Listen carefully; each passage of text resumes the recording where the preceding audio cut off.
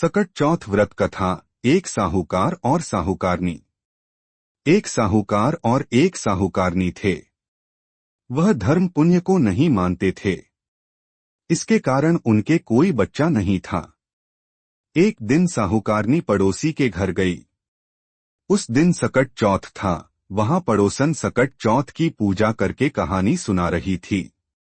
साहूकारनी ने पड़ोसन से पूछा, तुम क्या कर रही हो? तब पड़ोसन बोली कि आज चौथ का व्रत है, इसलिए कहानी सुना रही हूं। तब साहूकारनी बोली, चौथ के व्रत करने से क्या होता है? तब पड़ोसन बोली, इसे करने से अन्न, धन, सुहाग, पुत्र सब मिलता है। तब साहूकारनी ने कहा, यदि मेरा गर्भ रह जाए तो मैं 1.25 सेर तिलकुट करूंगी और चौथ का व्रत करूंगी। श्री गणेश भगवान की कृपा से साहूकारनी के गर्भ रह गया। तो वह बोली कि मेरे लड़का हो जाए तो मैं 2.5 सेर तिलकुट करूंगी। कुछ दिन बाद उसके लड़का हो गया तो वह बोली कि हे चौथ भगवान, मेरे बेटे का विवाह हो जाएगा तो 5.25 सेर का तिलकुट करूंगी। कुछ वर्षों बाद उसके बेटे का विवाह तय हो गया और उसका बेटा विवाह करने चला गया। लेकिन उस साहूकारनी ने तिलकुट नहीं किया। इस कारण से चौथ देव क्रोधित हो गए और उन्होंने फेरों से उसके बेटे को उठाकर पीपल के पेड़ पर बिठा दिया। सभी वर को खोजने लगे पर वो नहीं मिला।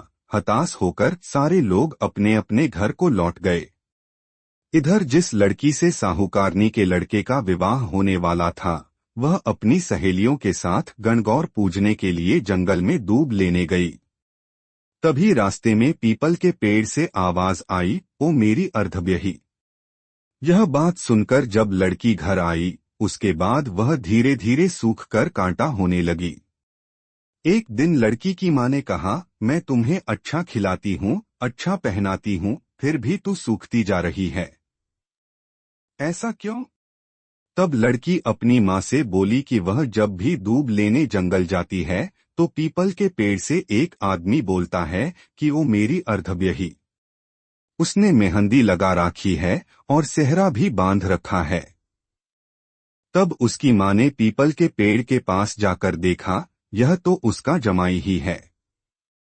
तब उसकी मां ने जमाई से कहा, यहाँ क्यों बैठे हैं? मेरी बेटी तो अर्धव्यही कर दी और अब क्या लोगे? साहूकारनी का बेटा बोला, मेरी मां ने चौथ का तिलकुट बोला था लेकिन नहीं किया, इसलिए चौथ माता ने नाराज होकर यहाँ बैठा दिया। यह सुनकर उस लड़की की मां साहूकारनी के घर गई और उससे पूछा कि तुमने सकट चौथ का कुछ बोला है क्या?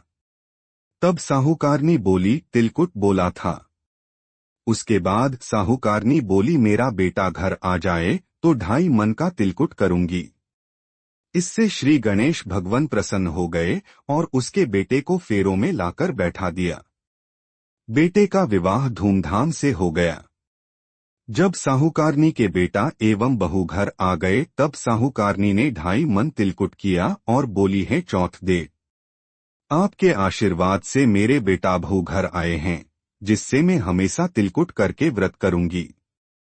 इसके बाद सारे नगर वासियों ने तिलकुट के साथ सकट व्रत करना प्रारंभ कर दिया। हे सकट चौथ, जिस तरह साहूकारनी को बेटे भू से मिलवाया, वैसे ही हम सबको मिलवाना। इस कथा को कहने सुनने वालों का भला करना। बोलो सकट चौथ की जय। श्री गणेश देव की जय।